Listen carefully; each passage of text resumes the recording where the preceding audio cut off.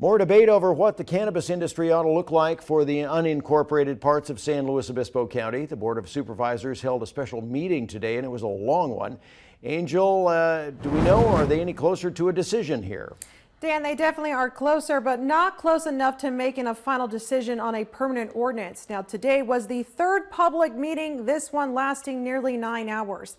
Now, today they mostly discussed whether or not they should place a ban on edibles and whether they should let pot shops open up in the unincorporated areas of the county. Please let us comment and then make we will. Day 3 of drafting rules over the cannabis industry in SLO County brought more changes and modifications to the originally proposed draft. Trying to keep track of what's up, what's down, what's in, and what's out.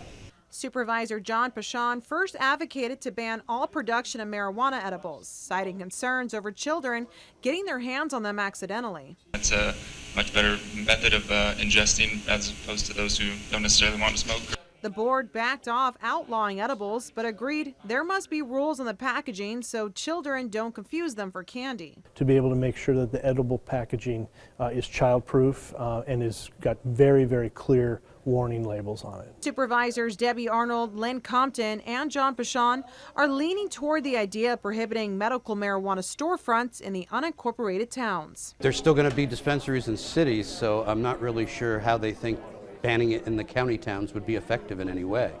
Some medical marijuana growers are urging supervisors not to place a limit on how many plants people can be permitted to grow. Let the market decide, just like any other industry, that it's survival of the fittest.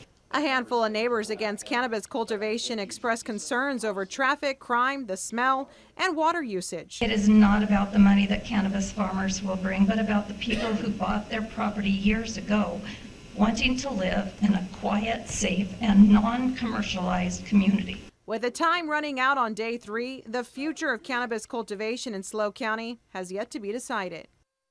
Supervisors tell me this could easily go another 1 or 2 public meetings before they vote on a final ordinance, but the clock is ticking down since they have to get this permanent ordinance in place before the state starts issuing its own permits in January under Prop 64. Live and local in the newsroom, I'm Angel Russell for KSBY News. And January is coming up. Thank you for that, Angel. Well, the next public meeting is scheduled for November 6th.